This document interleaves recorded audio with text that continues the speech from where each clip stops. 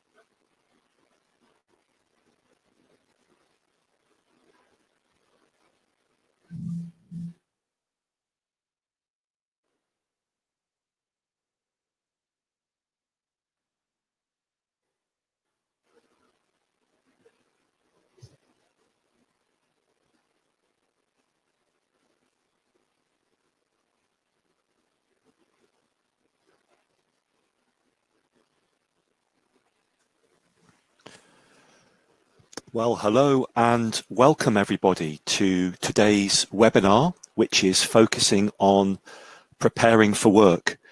For those of you who have not been on one of our webinars before, my name is Ian Cawley and I am the Global Product Manager for the Cambridge Assessment English Business English Certificates, otherwise known as BEC. Just to remind you all that this is one of a series of webinars. We've got one more webinar on negotiation skills coming up on Friday morning. And for those of you who've been able to attend all the webinars, you're going to be receiving a certificate of attendance. So thank you all for very much for coming today. And let's start today's presentation. I think this one is particularly exciting because preparing for work is a really exciting time for everyone. I can still remember because preparing for work is a really exciting time for everyone. I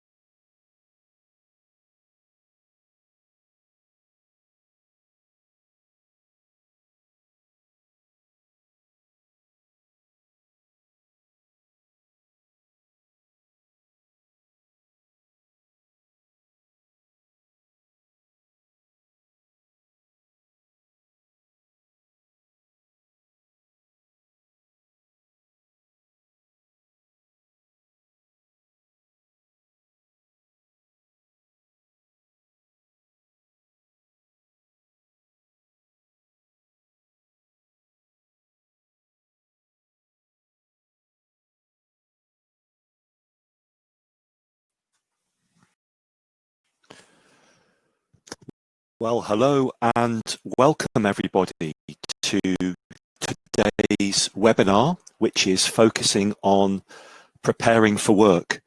For those of you who have not been on one of our webinars before, my name is Ian Corley and I am the Global Product Manager for the Cambridge Assessment English Business English Certificates, otherwise known as BEC.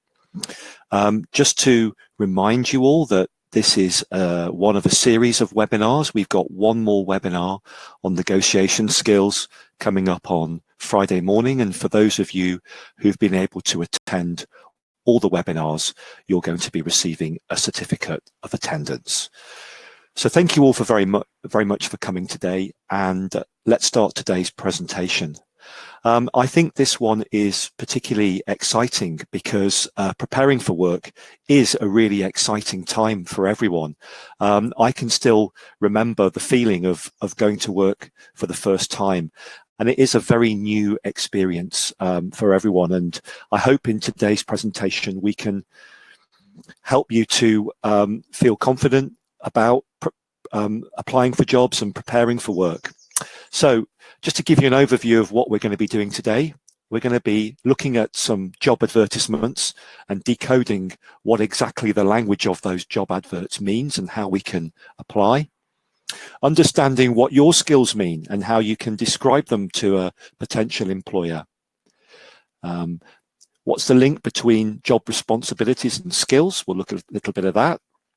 We'll have a look at how you can write a CV and the kind of information that needs to be included. We'll spend some time looking at interviews, and I'll give you some hints and tips based on my experiences.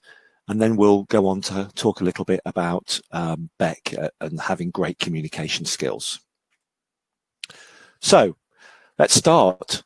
Are you currently looking for a job, or will you be looking for a job soon?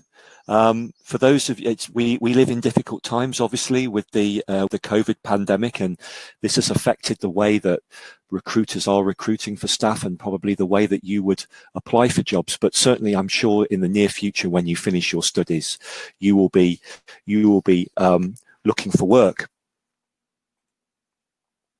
So we have to think about. Let's start by thinking about where you would go initially to look for a job. And there are a number of different places. It might be that you have campus recruitment at the university or the college where you're studying, and recruiters will come in every year looking to give you information about the companies that they work in and do some initial interviews with students who are interested. It might be that you go to specific recruitment websites or a recruitment agency. It might be that you are looking at the newspaper or the newspaper's website, or you could even use social media or software like LinkedIn to find a job. There's a multitude of places that you can look. But certainly one thing that's really important wherever you look for a job is that you have to look at the job advert, and the word decoding here really means try to understand exactly what it is that the recruiter is looking for. So the first thing that you need to think about really is, what does the job title mean? Sometimes the job title is not really related to the job that you will actually be doing, and quite often quite senior language can be used to advertise a job that might be quite junior. I've seen lots of job adverts with the word ambassador in them, and obviously an ambassador is a very senior role, but often ambassadors within a company might be quite a junior position. So it's important that you try to work out or can understand what the job title means. Then you have to have a look at the specific qualifications and expertise that's required. Do you have this? Can you prove it? You'll also need to understand what the responsibilities of the job are and the pay and conditions. And often when you're doing this decoding exercise, the salary will indicate the level of seniority within the job. The skills will indicate the type of person that they're looking for. And the language that's used in the job advert will often represent the company's corporate culture. So it's important that you understand the language they're using and that you use that when you make your job application. So we're going to have a look now at some of these topics. We're going to have a look at some examples of job adverts, what they say and what they don't say, and how we can interpret job adverts. So I've got a good example for you here. Let's have a look together. So it says jobs, jobs, jobs, call center and BPO jobs. We've got 18 plus years of age, 10 plus 2 years of formal education, good communication language skills, verbal and written, basic computer knowledge, ability to deliver quality customer service, and then we've got some details of the company that has advertised the job at the bottom. So I've got some questions that we can go through together and see if we can find the answers as we have a look at this job ad. So the first one is to think about, well, who was the advertisement posted by? And if you look through, you can see down here this information towards the bottom of the screen. It says it was a recruitment agency, Aspirations Business Consulting. So they're the recruitment agency who have advertised the job. So that tells you something, that you'll actually be applying to a recruitment agency rather than to a specific company. And what is the job? Well, we've got here, it says call center and BPO jobs. So I think we can assume from this information that we would be looking at the job of a call center operative. I think that's the job that we can see from here.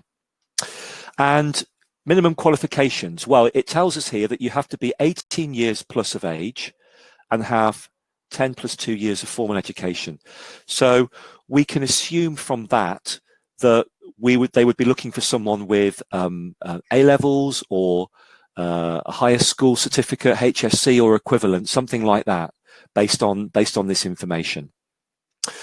And also, does it tell us anything about the language proficiency that's required? I can see something here that says good communication and language skills, but it doesn't go anything further than that. So it doesn't tell us whether we need to have a particularly good level of English or another language. Does it say anything about computer skills? Well, if we look here, it does say basic computer knowledge is required. So we know that we need to have some kind of computer knowledge. Also, does it mention anything about interpersonal skills? So let's have a look. Ability to deliver quality customer service, good communication, language skills, verbal and written. I think we can assume from there that that means good interpersonal skills. Interpersonal skills are the way that we're able to relate to other people. And does it give us information about the salary? No, it doesn't. So I think by looking at this job ad, we have been able to find some information, but potentially not all the information that we're looking for. So it does talk about qualifications. It mentioned that you need to have a higher certificate.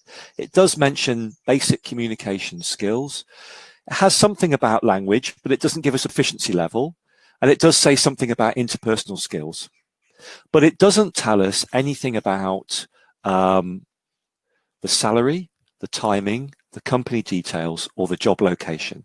So that's certainly information that you would need to find out if you were to apply to the recruitment agency to find out more details about this job. So as well as decoding the job ad, it's important for us to decode some words that will often be familiar to job adverts. So here, the word is team building. Well, what does team building actually mean? And we've got down here that in order to be a good team player and then be able to do this, you need to have excellent interpersonal skills. And I mentioned that this word interpersonal means our ability to get on with and communicate well with other people.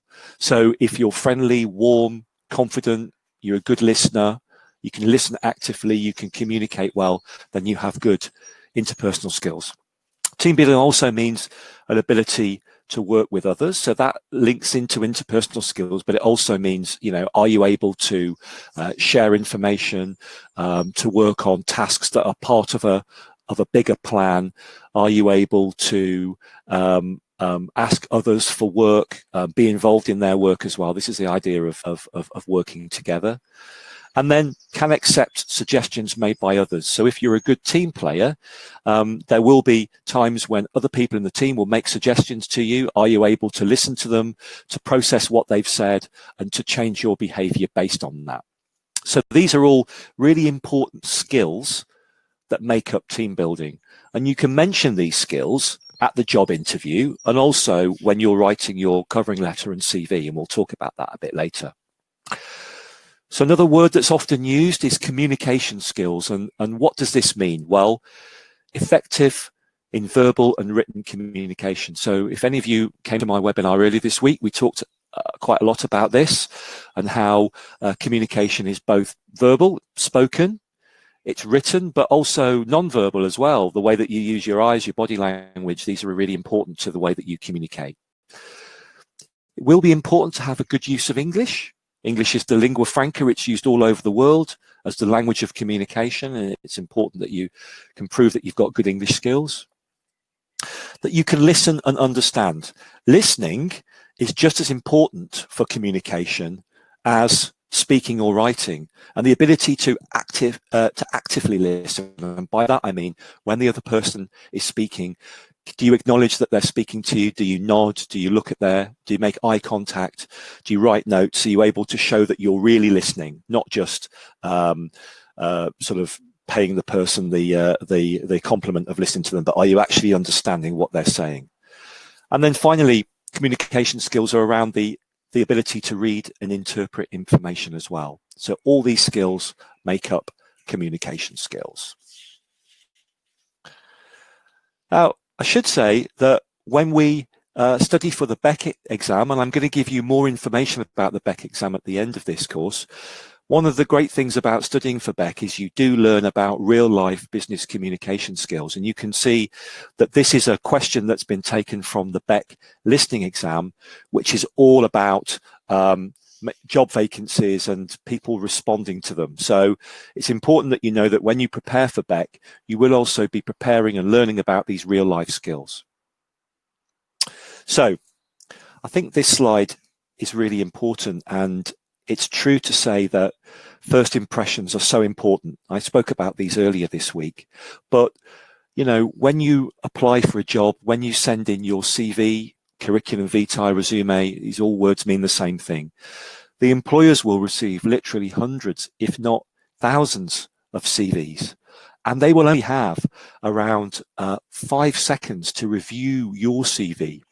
And in that time, they're looking to understand what sort of person you are and that you're worth interviewing. So it's really important that you write everything out in a really clear, precise, accurate way so that you can get your best intentions across to the employer when you hand in your CV. I should mention that many companies, as well as asking for a CV, may well ask you to fill in a specific application form.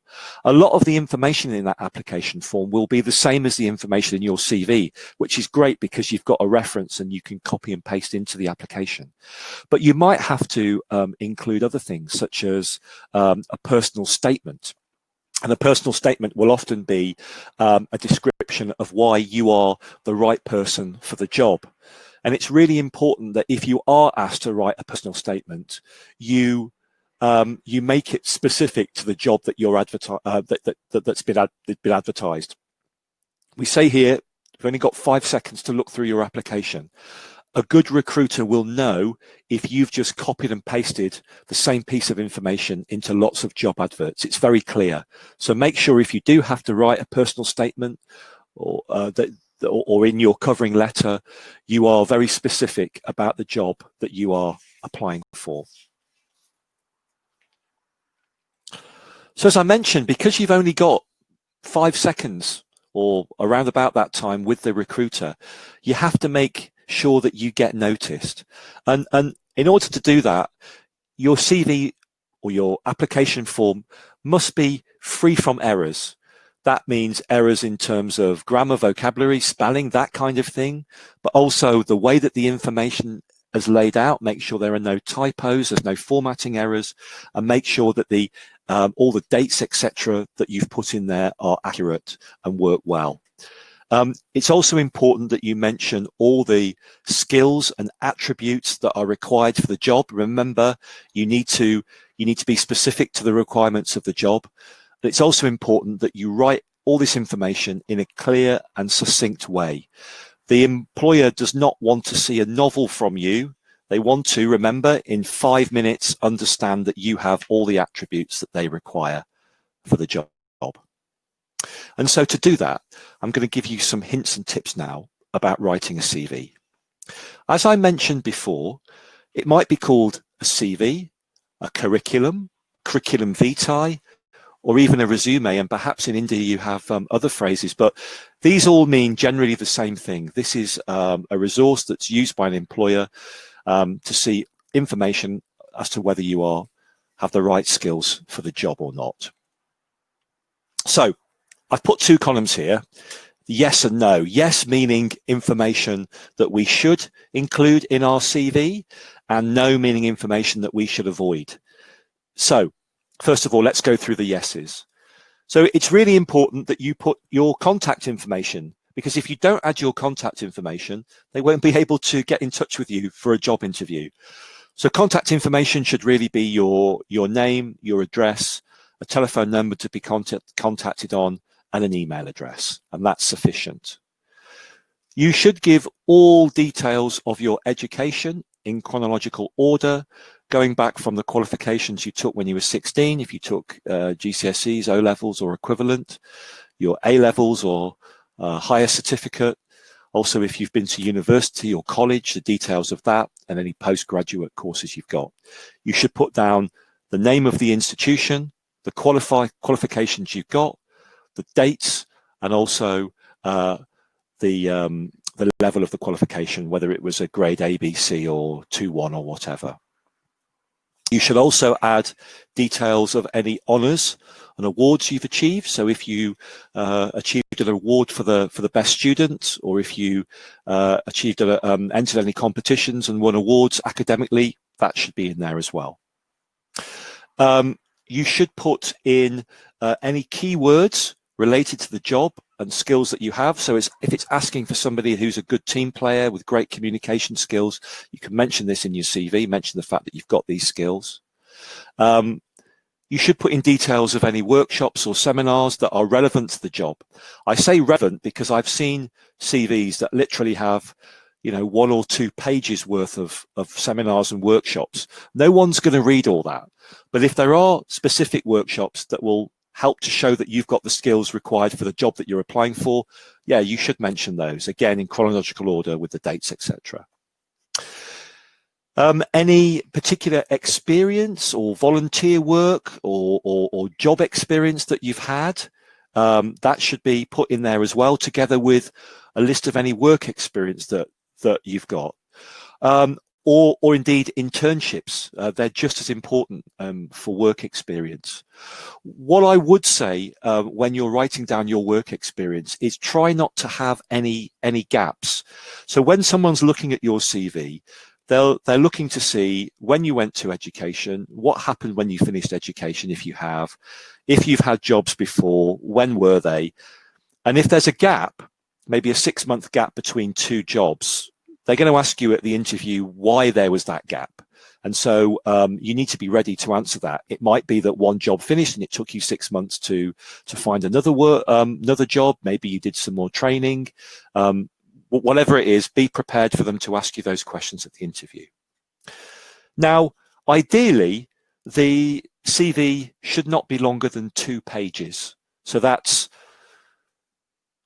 if you're going to use one sheet of A4, that's printed on both sides. It shouldn't be anything longer than that. Also, something that you should have on here are your references, your referees at the bottom of the CV. Who is a company going to contact? But information that you don't need, likes and dislikes, is not relevant. Hobbies, not relevant. Stories about your school and college days, no no, we don't want colorful and stylish fonts. We want it to be clear, straightforward. No background designs, please. We don't want any details of your family or anything that you did before you came to school. So just keep it factual, relevant, focused on the job, no longer than two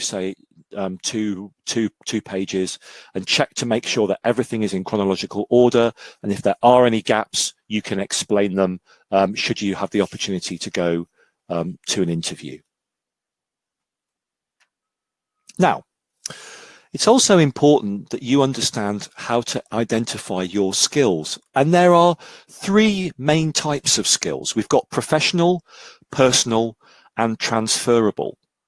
So let's have a look at professional skills first. These will generally relate to a specific job. They might be easily recognizable, but they would be difficult to transfer to another job unless it's exactly the same kind of job. So, for example, if you've got skills in using a particular type of machinery, or if you've got skills in using a particular computer language or a particular type of software, then that's specific to a company. I don't mean software like Word or Excel. I mean software that's specific to a particular job. Then that would be classed as professional skills. Then we've got transferable skills. And these are skills, as the name suggests, that can be used across a number of different jobs. So they're not specific in the same way that professional skills are. So transferable skills may be things like communication skills, the ability to multitask, to delegate, excellent communication skills, things like this.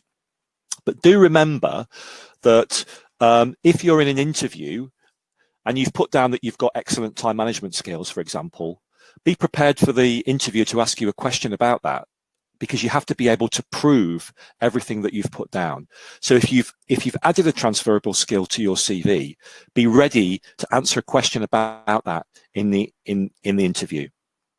And then finally, we've got personal skills. So these are skills that you have, they're innate within you. Things like being alert, being hardworking, honest, dedicated. These are all great examples of personal skills. But just like those transferable skills, be ready to answer questions. If you've said you're hardworking, be ready for the interviewer to ask you, well, could you give me an example of how you can prove you're hardworking? Because think about it this way. Everybody's going to put lots of positive things about themselves down in their job advert, in the job advertisement and the job application. And so you have to be ready to justify why you've added those skills in your application. So it's really important for you to identify what your skills are based on what we've said on that previous slide. How do you categorize your skills? How can you show to an employer that you've really got what it takes? Okay, so generally, as part of the application process, you will be expected to write a covering letter or email. It might be that this is just the initial communication, and then the company will send you details of an application form to fill in, for example. But it is really important that you write a good covering letter or email. Remember that this covering letter, it introduces you to the organization. It introduces your CV or resume. It explains exactly why you are applying for the position. And it provides specific evidence and insight into why you should be interviewed. So it's really important that you take the time to write a really good covering letter. And remember, just like the personal statement, companies will be able to pick up really quickly if you have simply used the same covering letter, generic covering letter for lots of different jobs. You need to personalize it for the position that you're applying for. So here are some hints and tips that you can use as part of the covering letter. The first thing to bear in mind is that you should try to keep it fairly short. Now, I mentioned that a CV should ideally not be longer than 2 pages. And it's the same with a covering letter. It might be that you're able to get all the information onto one side of A4, or it might be that you need to go over onto a second sheet of A4. It is important that you include all the information that is relevant to the job, but again, you're not writing an essay or a novel. It needs to be to the point. You should always start by saying why you've applied for the post. And at this point, you might also want to give more information as to where you saw the job advert. So you might want to start like, you know, dear sir or madam, I'm applying for the position of a call center operative, which I saw advertised on, and then give the details of the website. And then you would give some details of why you've applied for the job. You should draw attention to the most relevant points in your CV. It's really important. So you could start by saying, you know, as you will be able to see from my CV, I have a lot of experience in some aspect of the job, or maybe you've got some specific qualifications or experience that you can mention there. You should also stress the main qualities that are relevant to the job as well. So if it's asking for somebody who's got great time management skills, mention that and give an example. And then you should also refer to future contact between you and the company. So something like, I look forward to receiving more information from you in the coming days, or something like that. You may also, if you've got space and time, finish with a few sentences about your interests and hobbies, just to give them a little bit more insight into who you are. But that really depends on how much you've written. But I think the really important points here are that you've got to make the letter specific to the job that you're applying for, pull out some important points from the job advert, pull out some important things from your CV that you would like to mention, and make sure that that's all included in the letter. It's your one chance to make that great first impression and to get that job interview. So just referring back to the BEC exam, I mentioned an activity before that you would do in the listening exam, which covered the topic of job interviews. But this is an example taken from the writing part of the exam, where you've been asked to write some details for a CV.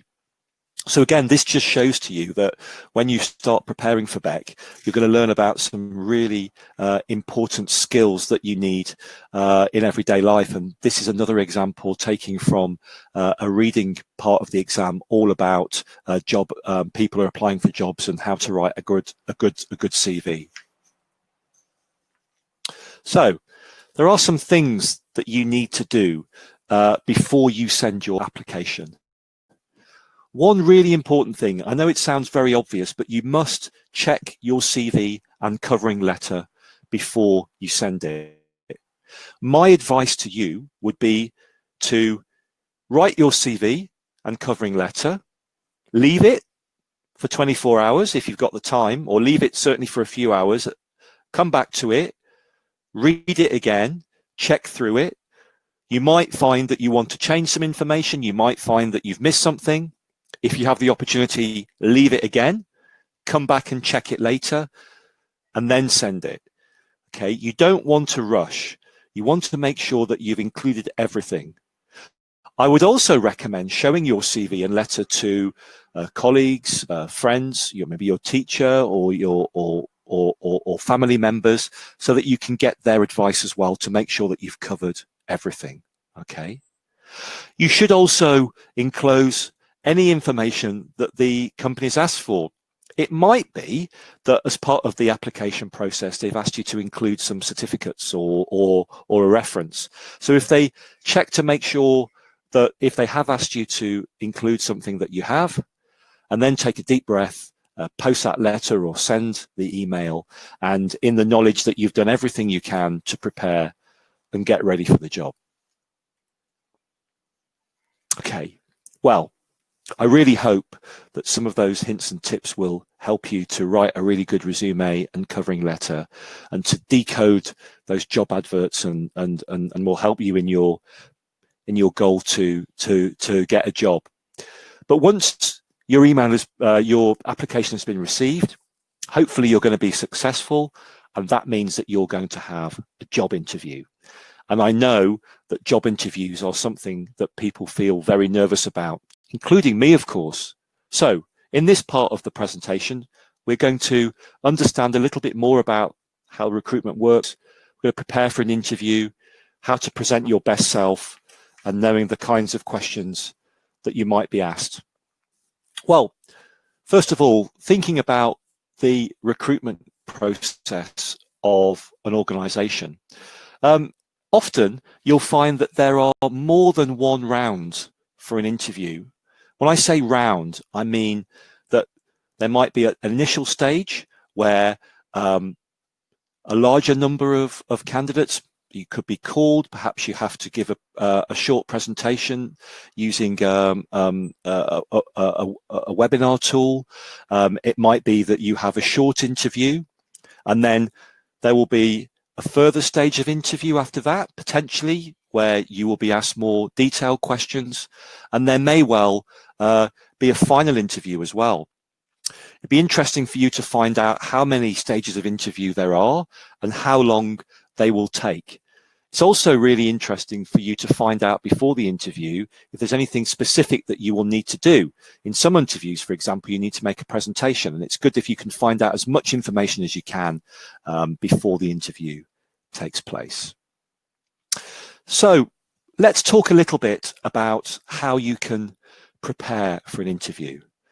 And I think the first thing that's really important is that you do some research on the company where you will be applying for a job, so that you can do lots of research online for this.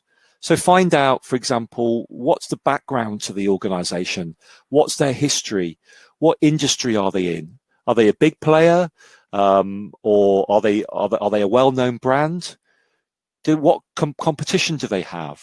What's the culture of the company where you'll be organizing, you'll be working? Have they been in the news for any particular reason?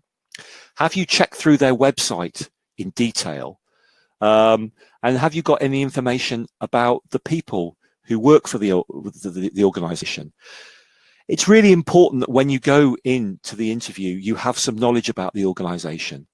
You can also use this research to write out some questions about the organization, because there's bound to be time at the end of the interview where they ask you if you have any questions, or they might even ask you a question at the beginning, which is, what do you know about the organization? And it's great if you can give them some facts and figures which proves that you've really looked at the company and you're really serious. One thing I would never do, though, I've interviewed people where they have gone online, looked at my LinkedIn profile, and then give me some details about me in the interview. It doesn't work, and it doesn't work for a number of reasons. First of all, the interview is about them, not about me. I'm doing the interviews. I want to employ someone. So they shouldn't be giving me, and secondly, it feels a little bit strange. It feels uncomfortable to know that somebody has been online and has been researching you as part of that job. It gave me a negative impression of the people that I was interviewing. So by all means, go onto LinkedIn and have a look at the people that you are going to be interviewed by, but don't tell them in the interview that you've researched them and give them information about themselves. That won't go down well. Then you should think about carrying all the relevant documentation with you to the interview. It may well be that before the interview, you've been given a list of things that you might need to bring with you. It's quite usual to bring with, for example, copies of all your qualifications. You might have to get a photocopy of your driving license or passport. So have everything with you in a bag so that you can hand over that very quickly and not panic when you arrive. Make travel arrangements, okay? The last thing you want to do is get lost and arrive late for the interview. You'll be hot, bothered, and instead of having the time before the interview to stay calm and focus on the types of questions and the information that you want to say, you'll be too busy thinking about the fact that you only just managed to make it. Okay, you must never be late. Okay, no excuse is ever going to be good enough for why you've been late. So make those travel arrangements in advance, and make sure that you arrive in plenty of time so that you can, moving on to the last picture, organize your thoughts before the interview. My advice in organizing your thoughts would be to think of some really good examples from your working life that you are able to use in a number of different situations. So I mentioned that during the interview, you're going to be asked some questions about your working life and your experience, okay? And you're going to be asked to give examples of how you meet certain job criteria or why you've got certain skills, okay? Think of some really good examples. If you haven't had a job yet, you can think of some great examples from your student life. Think of examples of how you've communicated well, how you've solved a problem, how you've worked together with others, how you've demonstrated great communication skills. And if you've got 3 or 4 really good examples, then it doesn't matter so much what the questions are, because you'll always have something ready that you can use in an answer.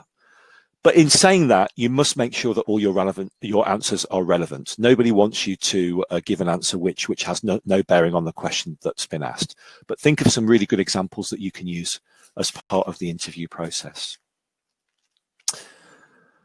And then the other thing that you should think of course, is how you present yourself. And for those of you who came to the business etiquette webinar I gave earlier, you'll know all about this. Basically, think about the dress code. You can see in this picture that everybody is wearing formal clothing. It is important that you look your best when you attend an interview, and that your clothing is formal. I can see in this picture that there's one gentleman who hasn't got a tie on, and one gentleman who's got a tie on but it's not buttoned up. That's not good advice. The gentleman in the middle who's got a nice shirt and tie all buttoned up, that looks really good, and you can see that the ladies are wearing professional office attire, so that looks great. Think of course as well about your personal grooming, and that's why it's important for you to be at the interview with plenty of time. You may wish to comb your hair or put some makeup on or get ready. Make sure that you're nice and cool and you look relaxed and confident. You must always have a professional manner. And that's the way that you carry yourself, the way that you stand, the way that you shake hands when you go into the interview room, the use of eye contact. Make sure that you look energetic and confident and respectful. And then finally, as we mentioned on the previous slide, do all that preparation. If you are well prepared for the interview, if you know all about the job and the company where you'll be working, and you've got some great examples that you can use to answer a variety of questions, you're going to feel much more confident in that interview room. So moving on to think about some of the questions that might be asked. One question that often comes up is, why would you like to work for us? And you really should prepare an answer for this in advance. So think about the research you've done, that you know about the company. Perhaps they have a great reputation. They might be a market leader. Might be that the job attracted you because you feel that you've got the perfect skills match. It might be that you've always looked for a job, or this is your preferred career. Think of some great examples of why you would like to work for them. Next, can you give an example of how you've dealt with a problem? Okay, this is often a question that's often comes up. It might not be a problem. It might say, can you give an example of how you've shown great communication skills, or how you've worked well with others? And this is an opportunity for you to give a great example of how you've met, in this case, a problem. So it could be if you've not been at work, it could be a problem from your personal experience. It could be a problem that you had at university that you had to deal with. But have some examples up your sleeve for how you can answer questions like this. And then a question that I think is a very difficult question, but it is often asked, is what would you say are your strengths and weaknesses? It's important here that when you talk about weaknesses, you try to talk about them in a positive way. So it might be, for example, you could say that one of your weaknesses is that you have a very strong attention to detail, and that you often need to check documents many times before you are ready for them to go out. Okay, you could say that it's negative because it takes you time to do all the proofreading, but also it could also be seen as a strength because having a good attention to detail is a great asset. So be careful when thinking about strengths and weaknesses, but do think about them in advance so that you have them ready should a question like this be asked of you. And other questions that will come up will generally be related to the job. So it will be around the skills that are required for the job. It might be asking you how you can prove that you've got the experience or the personal skills needed. Yeah. And again, in the interview room, you should always listen actively, nod, get eye contact with the interviewers, make sure that they know that you're aware at all times, make sure that you engage. If it's a panel of 2 or 3 people, that you engage everybody, that you give full answers. The other thing that I would say as well is that if you are asked a question and you really don't know how to answer it, it's always a good idea to ask for clarification in the interview.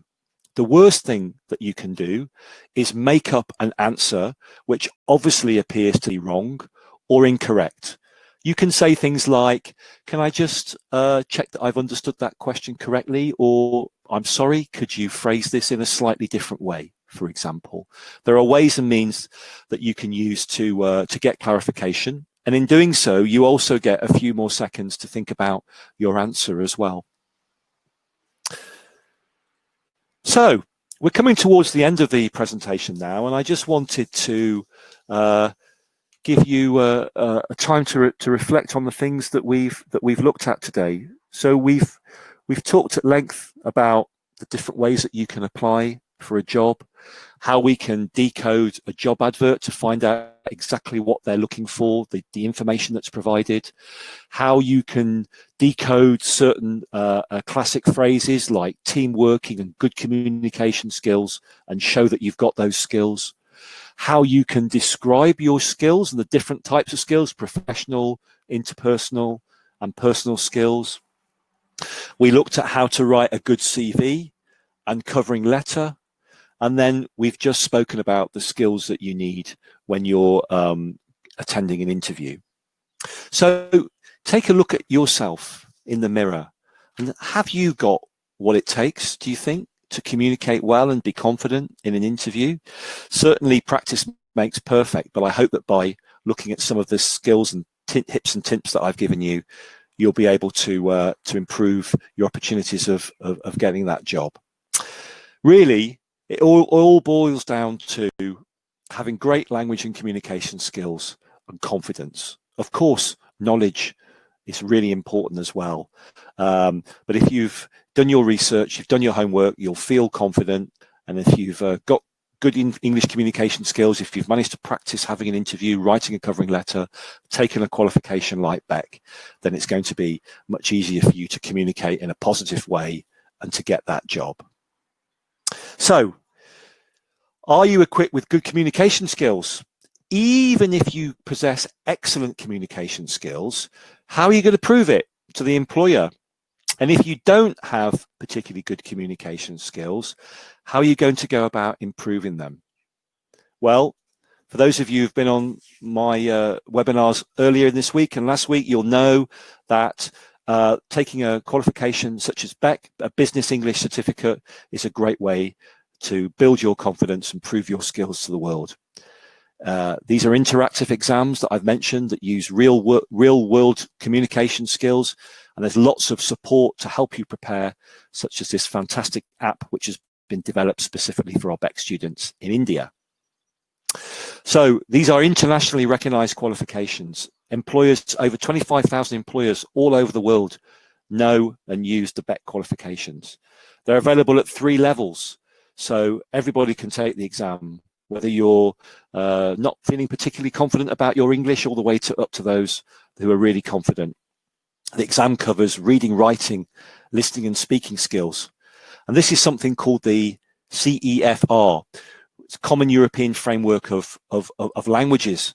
And it shows that these are different levels from pre-A1, which are people who have very, very limited knowledge of English, up to C2, which is basically someone who's very fluent and confident in the language. And you can see that the 3 BEC qualifications are good for people who have a lower intermediate, upper intermediate, or an advanced level of English. So when you prepare for BEC, you also learn about lots of really important business skills, and I hope I've shown you some of those today.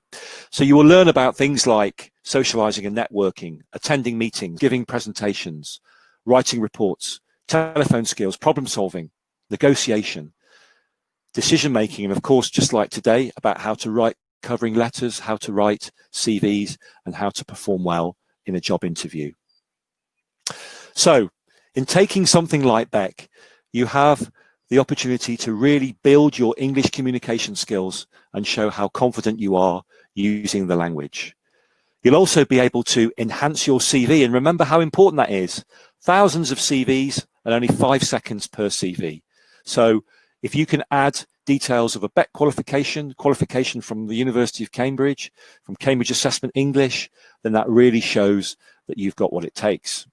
And by passing BEC, it means that you've got drive, determination, that you can work hard, you can analyze difficult problems and problem solve them. And these are all great skills that will be required when you're in your working life. So that's it from me today. We've just got some details on the slide here of where you can find some great practice materials for the BEC qualifications. But if you do have any questions about anything I've said today, or about how you can prepare for work or prepare for a job interview, we've got a few minutes left and I'd be very happy to answer your questions. So thanks very much for your time today.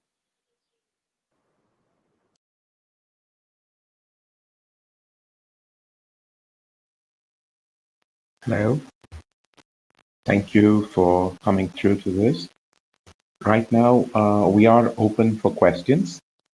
We have a little more to share with you because you have all registered for the BEC program recently, and we would like to share with you some additional information. But before that, a lot of people were asking us for let's say about a little more about the course, or what would we teach in the course, what would be the benefits of the course. So that's why we had to bring in Ian to help us with that. And I think Ian is dropped off. There's some connectivity issue. I will be taking questions right now. My colleague Apoorv is also around with me. We also wanted to share with you some additional information about how BEC can be useful. But initially, if there are any questions that you want to ask us, the window is open. Please type your questions in, and we will be able to take the questions.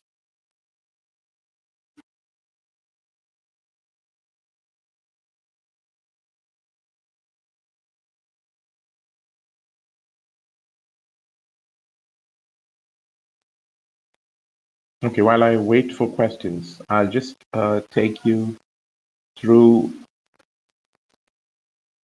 to some of the. Okay, Akshay Agarwal was asking me, I want to pursue my higher education. How will this assessment help me? Right. Normally, people talk of an exam called IELTS or TOEFL when they are trying to go abroad. That normally is perceived as a gateway or an examination that is looked at when they're going abroad. So if you look at BEC, I'm just going to screen share with you something.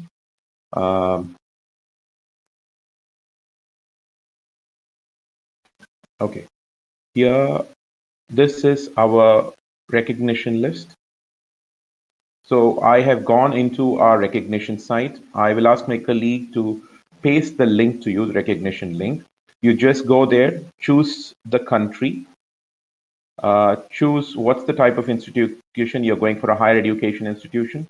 Now we are doing BEC Prelim. So choose BEC Prelim from the list of qualifications that we offer and press submit. And once you hit submit there you go. It gives you the entire range of institutions that offer. Now let's say It can also tell you what is the level this is. So if you're going for Anglican Ruskin University MBA, this is accepted. If you're going for, I mean, you've done your UG, so this wouldn't be relevant to you. But you could just go down to the list. I mean, and again, let's say this university, Aberystwyth University, they do take UG and PG admissions. So you could go from alphabet order, on an alphabet order from A to E, and you just keep going down, or you move this way. Let's say you want to go to in Australia, so just click on Australia there, and again you will be able to see the whole list of institutions that offer. Okay, here we go. So you just need to know which college you're looking at, and then you will know what is the degree, what levels are they accepted at. So most of the time in this university, Australian Institute of Business and Technology, it's accepted at PG level or at a UG level or a foundation course level. So it's just a very small thing, Ms. Agarwal. If you are looking at some sort of program, it's just a matter of time. You can click on that and you will be able to find out on the link. It's not very hard. You go to our website and click on recognition on the top of the website, and this helps you immediately. It takes you to this page where you can choose and decide what will be the course or what will be suitable. My colleague Saraswati has already put that link up for you there. I hope I've answered your question, Akshay. What is important of understanding of using standard or neutral English? See, basically, I believe, this is my personal opinion, and I believe in an interview, it's very important to be who you are. Trying to put on a fake accent in an interview for a job, I wouldn't advise it, because you're going to, if you're successful, hopefully, and that's what our objective is, you want to stay there. So, having a different accent there and then turning up there and showing the true colors, I think is not a fair representation. Interview is a place where you're going to show your true colors, to be who you are and be hired for who you are. So I believe, go with your natural interview. Don't try to add an accent. But I would suggest try to avoid mother tongue influence. If there's a mother tongue influence of MTL, as they call it, then that is something you need to work on or try to avoid. But I wouldn't care. I wouldn't worry too much about having an accent. There's nothing called a neutral accent. The whole idea about an accent is it is because you come from specific regions in different parts of the country, or UK or in US, they get that regional bias in their speaking. Now, when we are talking in India, we have a regional accent for every region of India. I mean, everybody would pronounce, every state in India would pronounce a word differently. So be yourself, try to be neutral as much as possible, but don't worry too much. Worry more about the thought that you're getting across to somebody. That, I feel, is the more important thing. How will the exam be conducted? The test will be a pen and paper test. It will be conducted in a Cambridge venue. So that I will explain. I mean, it will be conducted by a partner of ours called a Cambridge Authorized Partner. A Cambridge Authorized Partner is somebody who delivers exams on our behalf. A good example would be you could be from a city like Mumbai, you could be a city from Delhi. So in Mumbai, you have the University of Mumbai, but there you have St. Stephen's College that's affiliated to it. You have Vivekananda College that's affiliated to it. There are hundreds of colleges that are affiliated.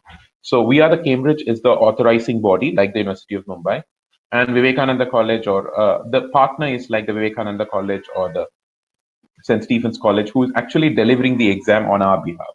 They are fully authorized by us to deliver the exam. They take the question paper from us, they deliver the exam, and they come back to us. I'll show where this feature about who is conducting the exam in your city will come. But most probably this will be in your city, and that will happen. I mean, that is very, that is not something you can worry about. You need to worry about. It'll happen in your city. And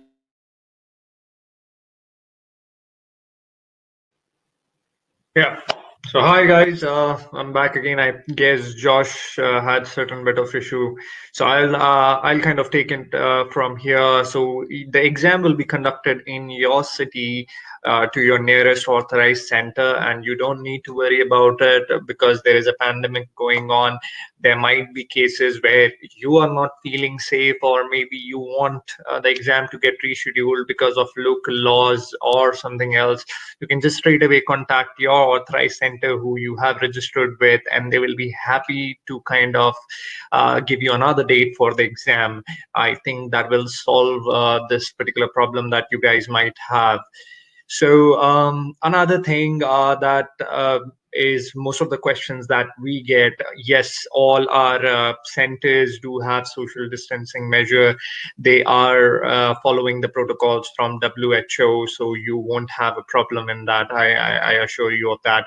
Apart from that, I think it's just about one exam that you need to give it at the center. The entire program or the learning or even the live classes will be entirely online, so you don't have to worry about that. I think my colleague Joshua has joined back again. I'm sorry about that. We had an Josh, internet no outage. worries, happens with all of us.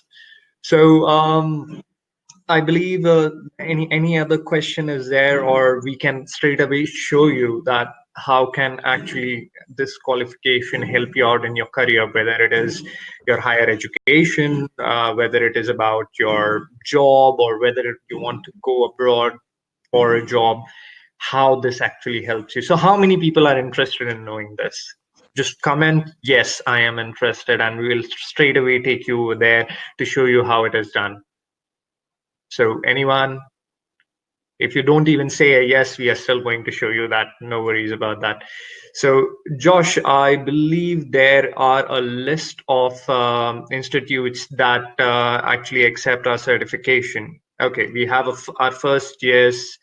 We have a yes from Aparna. We have a yes for Sarah. Okay, I think there is a delay. Okay, no worries.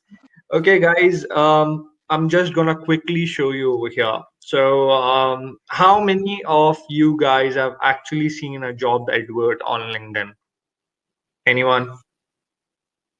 So let me quickly share you my screen because this is something that will change your world.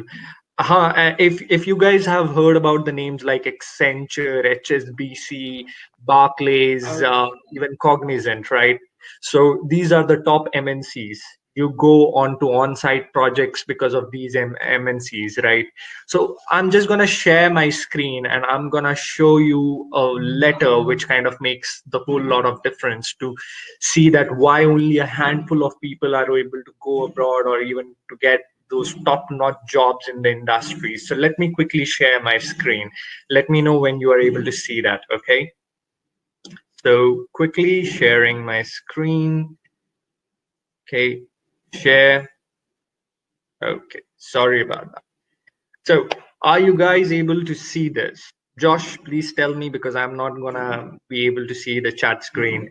So if you will see over here, this is a job advert by Zycus. Those of you who don't know about Zycus is the leading global provider of AI. They are massively into IT infrastructure, etc., etc.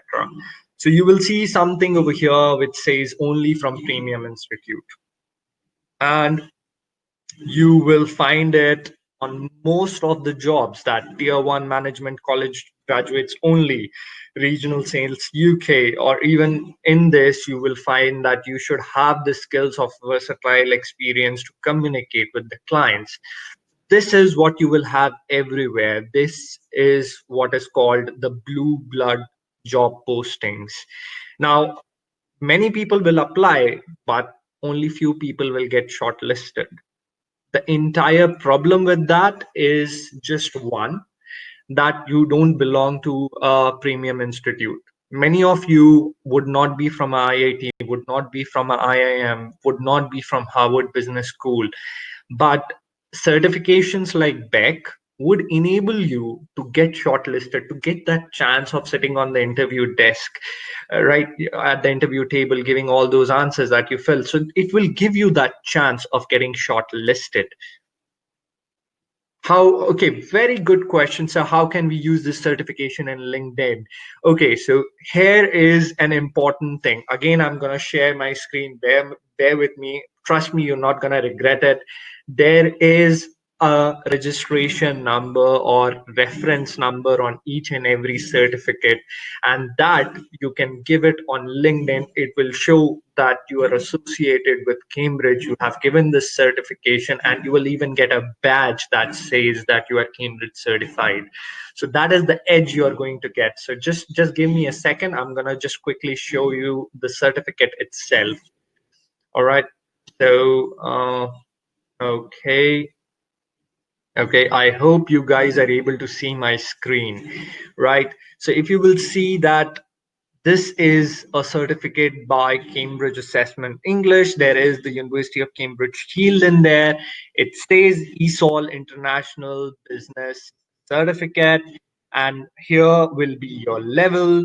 This will be your overall score. There is a holographic strip over here, which will also prove that this is an authentic certificate. And if you will look over here, this is the magic number, which is the reference number. So this is the number that you can post on your LinkedIn profile by stating that I have qualified BEC Business English certificate, and it is surely going to help you in your job applications. It's also going to help you in your university applications if you are applying for further studies. Now, how many people have noticed this, that a lot of premium institutes like IIMs, or let's say even if it is PG and you have appeared in competitive exams, people get rejected at personal interviews. Now, this certificate will again give you an edge over other people in your personal interviews. So this is something that you need to look at. So once you have that certificate, you will also get a confidence to speak in front of the interviewers. And I think that is what you need right now. So that is it. So you are going to get benefit in three functional areas. First, if you want to get a job in India, as you know, it's pandemic, jobs are less, people are searching for people who are qualified, who are at the top of the line. Many people, I'm pretty sure you guys must have seen that people are going for certifications after certifications. They are doing an accelerated program from IIMA. Do you know what that program costs? Any guesses what that program costs? You can actually comment it over there. Any guesses what's the price of that program? I'll tell you what's the price of that program. That program will cost you around 3 to 4 lakhs. So just 3 to 4 lakhs to get associated with IIM, University of Harvard, or Harvard University is also doing a program which is a similar program with edX. Do you know how much that program costs you? It costs you around 19,000, 19. Although it's an online certification program in a similar structure, it will cost you a heck of a lot of what we have to offer you. And usually training plus certification and online learning plus certification will cost you somewhere around 10 to 12,000 bucks, and you can even Google it. But what we are doing over here is, as a CSR policy, we are giving this away at a very nominal cost. So as you know, you guys must be getting an email again and again that there is a 75% discount which is available. Usually University of Cambridge does not do that. Usually Cambridge Assessment English does not do that. But as a token of appreciation back to the society, as a gratitude of giving it back to the society, we have introduced a 75% discount in our qualifications. It is available to your number and your number only. It's only available to your number. If you apply from another number, you are not going to get that discount. Okay. And as a special case scenario, I have already, you guys can actually check your email right now. You must have gotten a link, which is an API link. If you click on that link, this entire discount code will automatically be applied. So you can go in your inbox and you can check that there must be an API link. All your name, all your credentials, all your details will be automatically filled, because we are getting a lot of emails that, sir, we are not able to register, the discount code is not applying, I am not able to see the discounted price. It is because you might be using another number or another email address, and that's why this entire thing is there, right?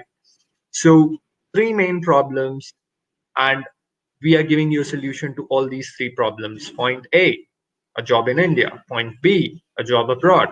Point C, getting admission into those premier institutes. And it's not just only those premier institutes, because someday you're going to get out of those premier institutes and search for a job.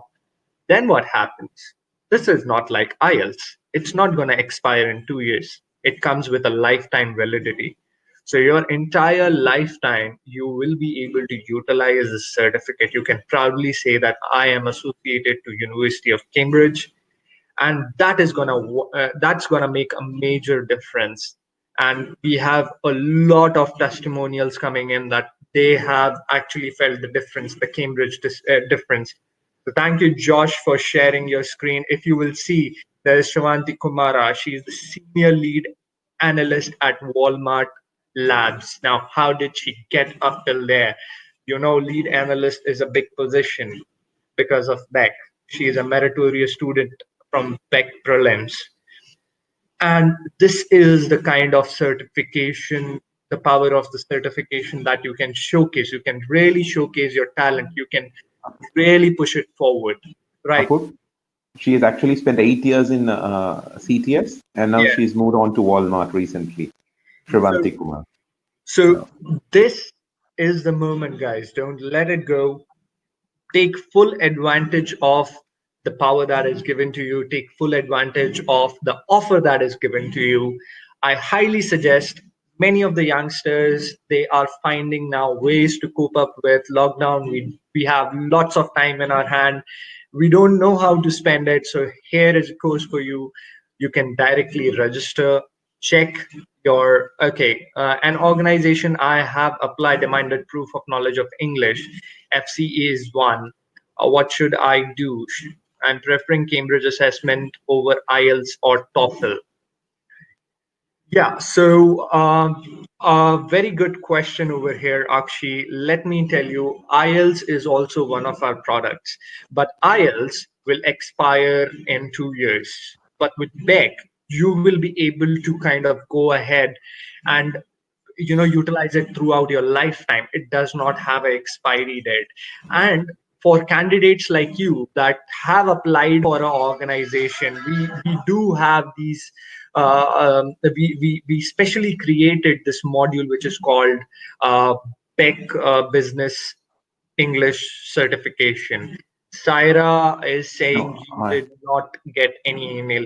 So Syra, if you can do me a favor and you can drop your email at this address. I'm just gonna quickly type my email address. I'll be able to kind of look into it, that why you didn't get any email. Akshay, just to answer your question, probably you would have had a level of English. They would have said an IELTS score, or they would have mentioned a level of English, like a B1 or a B2 or a C1. They would have mentioned something like that. So that is what you would have to look at. FCE is at B2 level, or the BEC Vantage the level above this. So this is your primary level, and then you move to the next level. That's how it's a step-by-step process. BEC Vantage is at the FCE level. So actually, just answering your question, that is there. And Apurva, I just wanted to show how companies today look at it. I have the 10 best practices that we've got from CTS here. I'm just going to show this on the screen. So CTS says this is some guidelines they have sent to placement officers, and CTS is saying these are the things that they want people to do. Step 1 is 45 days of online aptitude practice, training cost based on outcome, 4 mock interviews. Then they say best CCS SP test with high significance, early start. And they say language coding program certification. And I've highlighted it here. Good communication coding programs are basic skills for branches today. Certifications like BEC, reputed programming skill training can boost preparedness. Suggest the same to be mentioned in your CV to showcase the extra effort taken for better job relevance and help interview discussion. So So, at the interview itself, your BEC is going to show you, and I can tell you of students and situations where people have actually seen a BEC and they said, okay, you can skip the group discussion round, or you could skip the next round. You can go on to the next round. So that happens in the real life. I'm a real witness to it because I've been with Cambridge for 10 years and I've been seeing this happening in many colleges that I work with.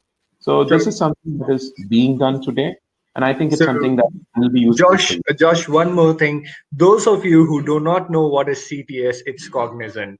Because Okay. we belong to that side of the table, and that's why we call it CTS. But those of you who do not know, it's cognizant. So Okay. yeah, I'll just bring that it's up pretty again one more simple. time. So let Sorry me about that, Apu. no, Go no, ahead. no worries. So let me give you a brief insight about how this is actually helping people.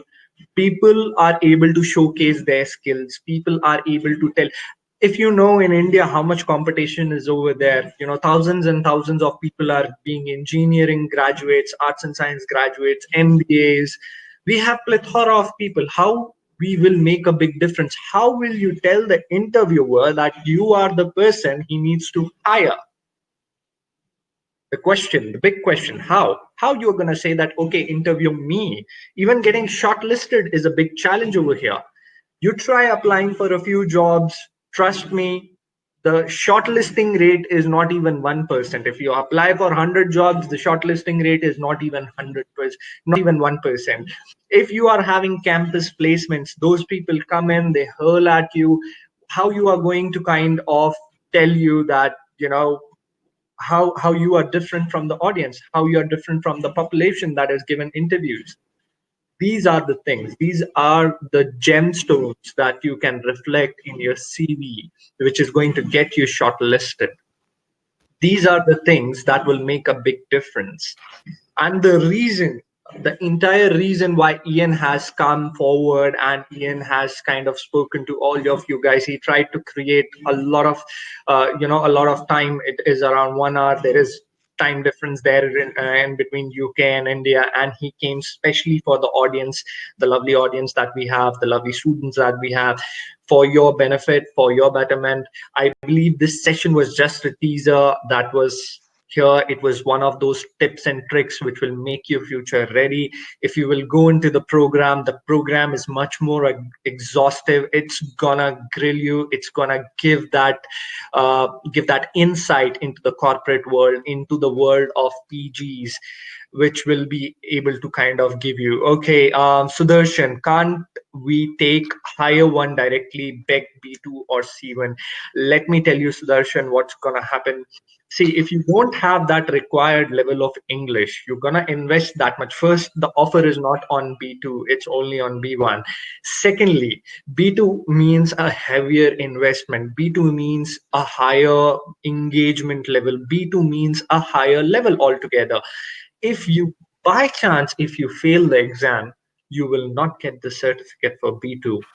B1 is the certificate you will be able to achieve, and that's why we thought about promoting that level, because that level you guys will be able to achieve. Right. C1 is the epitome of communication skills. Like only the topmost of the top are able to take C1, and there are lots of opportunities, associated to it. But our humble suggestion, or the suggestion, or the guidance we give to students, like Josh, I think we did a program in Madhya Pradesh with the government of Madhya Pradesh. What we did was we gave them an indicative level. Right. So I believe that, if Sudarshan, you will ask yourself as well, there is a step-by-step series. You cannot directly jump to a second level of, or a second floor without even crossing the first floor. So that is my advice to you. Always follow the pathway. Once you try jumping the pathway, yeah, if you failed B2, yes, you can apply again, but you are not gonna be learning anything from it. The main thing that you would like to do, or what will be much more productive, is to first give a B1 level exam. Establish yourself over there, because B1 is the required level for most of the industries. B1 is the required level for most of the business schools, right? So why would you even want to risk it? By all means, you can go ahead with B2, but to save time and to save money, we would always recommend that you should go and attend the B1 level of certification, attend the training. We are here, the entire Cambridge team is here with you. I am here. We are personally calling up people just because their discounts are expiring, because the discount is only there for a limited time. Because we have seen people beg for discounts, which usually happens in most of the cases because there are issues that are existing in the society. So this is an outreach that we are doing in order to kind of make it sure that you guys are able to excel in your career. You guys are able to prove to the world that you have what it needs to fit the bill, that you have what it takes to do the job. So where is the certificate link? So hi Devi, there is no certificate link. There is a link to the course. You might want to register for the And the link course. for attending today, in case they want a certificate of attendance or something like that. All right, all right. That's on the top of the. Sure. So we are gonna kind of give you the next steps after this program, and after that, I think you guys should go ahead, definitely check it out and check out the course, the entire course which is available to you. So Joshua, it is over there. This is the landing page. This is the form most of you guys must have filled. If you click next, how can you prepare for the course? The course itself is the preparation module. You need to register for it. After registering, you need to enroll for it. After you have enrolled, like this is the link. Okay, Joshua, I think what will be a great idea, why don't you drop a link of this entire page down there in the comment box? Let's try and engage students in a fun activity, show them how to register. So just give us 1 second, guys. We are just going to shortly drop the link. So, okay, my colleague Joshua has actually dropped this link. If you click on this link, let's go step by step. Let's be your visual guide. So you need to click on this particular link. Okay. We're going to wait for 5 seconds so that everybody has clicked over there. Okay. I believe most of you might have clicked at the link. Joshua, can you go 1 step back, please? Step 1. Okay, here we go. Yeah. So, okay. Just click on the link on the comment box. Yes, this is the screen you guys are gonna see. Okay, you enter your name, you enter your last name, you enter the email ID from which you have logged in this webinar. No other email ID. The email ID where you received the link, right? After that, you give your mobile number in the section which says mobile number. Now, these details needs to be absolutely correct because the certificate comes straight from UK. Okay, so the certificate is mailed to you. It's not a cheap e-certificate. It's a paper-made certificate with the seal of recognition, with the reference number. Okay, so you need to be very careful with the details. Give a functioning mobile number, give the city you live in. So in the drop down list, select the city. Okay, after selecting the city, the exam is pre-selected for you. This is the step 1. You need to click next onto that. Once you click on next, you will receive 2 or 3 fields. Okay, Somebody was asking what the authorized center is. Just can you once again go through what an authorized center is about? yeah. Angelina, So I think, was asking us what was the authorized center.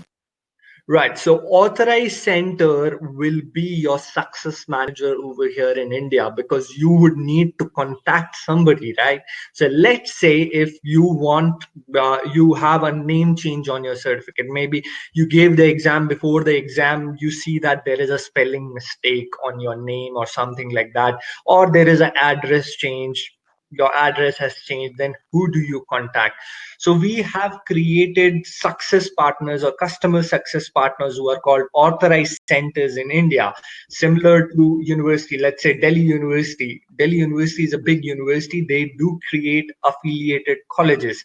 So similarly, we have our affiliated authorized centers, which will help you in, selecting or, your common day-to-day tasks. Let's give you a live example. Okay, due to coronavirus situation, some people in Pune are not able to give the exam. They are not able to give the exam in this month. There is a local law that you will not be able to give the exams. Then what happens? Simple.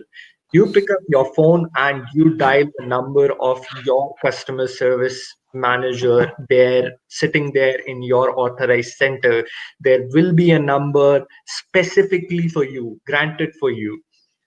Okay, what about people in Kuwait?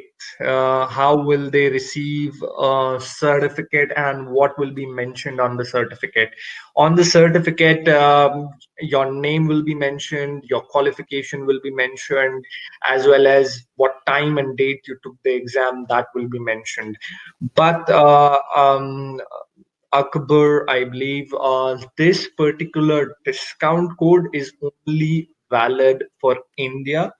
This we have specifically done for our Indian audience over here, because there is a massive shuffle or the shift we are seeing in the job industry, even in the education industry. So this is specially done for our Indian students. I'm afraid it will not be available in Kuwait, but you can always check on to the website, that is cambridgeenglish.org. You can go over there, select your country, and then you can see whosoever is your nearest authorized center. You can contact them and you can inquire about it. So authorized center, I believe everybody is clear about what is a authorized center. So Josh, let's take a random authorized center and go ahead with that. Okay, then you choose a qualification date.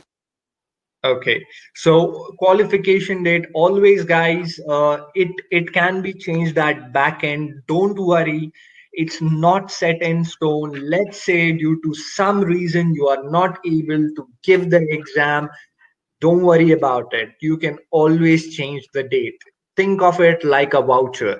Okay, you can change the date by just calling up your center. You can say that, okay, I'm not comfortable right now, I am not prepared right now to give the exam, I need to study more. Then you can extend the date. Okay, so after filling in the date, you just have to fill in your password and your confirm password. Okay, both needs to be same. It needs to be alphanumeric. One of the alphabet needs to be in capital. So Josh, let's try and register you in. Okay, buddy. Yeah, so I think I've already registered. So this number because this number has already been registered on the trial. So So let's show you what happens after you register, right?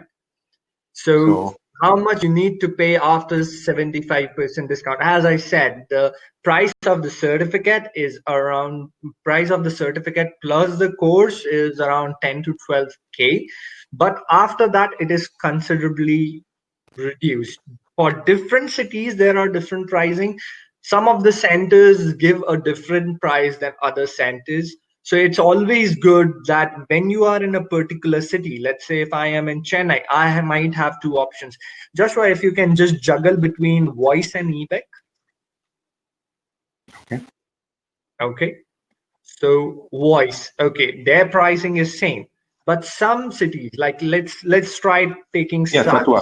Yeah, Satwa. There is a difference between the pricing, right? Because this depends on the center, but overall you will be getting a 75% discount. So Joshua, let's quickly show that what happens after registering. So when you click on submit, let's say if you have clicked on submit, what happens? We get an email. After clicking on submit, you do get an email because this is a secured site. Okay, so you will get a verification email. Similar thing where what happens when you create an account on Facebook, it will give you a verification email on your email. You need to click on the link and confirm that you are not a bot. You are not one person just filling it for the heck of it. You need to click on that email. You need to confirm your account that you are a real person. Okay. Once you do that, you have to log in onto cambridgeconnect.org, which is our student portal. All the information that a student gets is from this particular portal. So you will get all the information you need. What is the name of your authorized center? What is the address of your authorized center? What is the level of the exam that you have selected? All that information will be over here. So Joshua is trying to kind of log in. Okay, the course is B1, PB, or CB. It totally depends. You want to take up a CB, you can come in touch with your center and you can ask them to register you for a PB or a CB. It is totally dependent on you. You have the freedom to pick and choose whatever you want, right? So after logging in, Joshua, if you can quickly log in, Yeah, I mean, kind of see that what is there, or you can open up the review document that we yeah, created. I'll just create it. I have that document ready. Guys, it is very easy. I mean, don't how long will take? Okay, I think what you meant was how long will it take to complete this course. So it's completely self-paced. You are getting around 10 hours worth of online face-to-face classes. After completing the face-to-face classes, you have certain 70 or 60 hours of self-learning available. But let's suppose that you are not confident, right? Let's say I am not feeling confident that am I ready for taking up the BEC exam? What should I do? You can even learn it at your own pace. We are not giving you a bracket that okay, within 1 month you need to be ready, or within 2 months you need to be ready, within 3 months you need to be ready.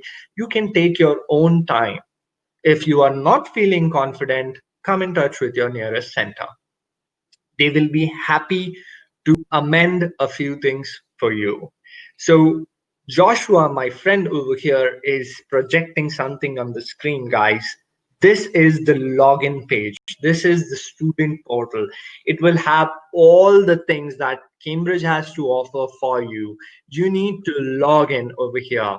So once you enter your email and your password after verifying your account, you will be going to the home screen, which shows something like this. So if you will see that, it's giving all about what are the things that are available. So we do have young learners, we do have school and children, but you don't want to look at that. You need to look at HE, adult and learners. There is a whole suite of things that are available over here.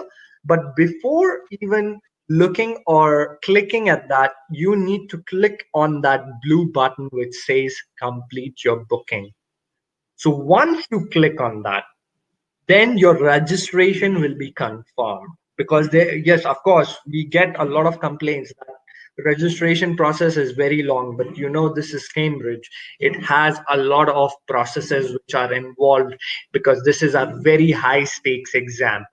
So Joshua, if you can scroll down a bit, you will be able to kind of show the students that how does the book exam page looks like. So that is the page. There will be, after getting the personalized certificate from the webinar, it's okay.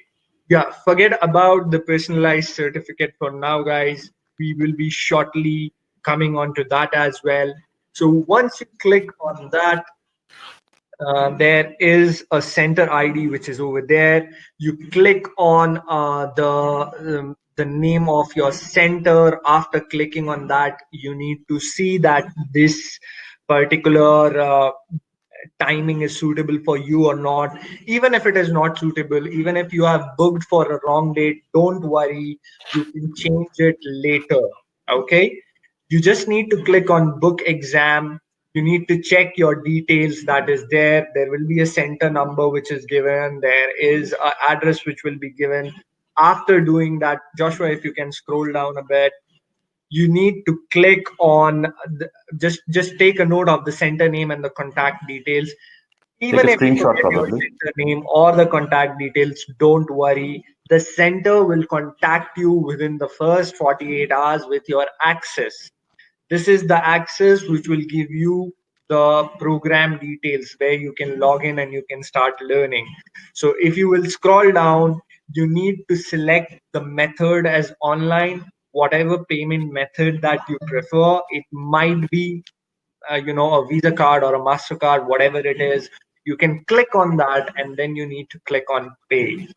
Once you do that, once you have paid, you will get a confirmation of payment.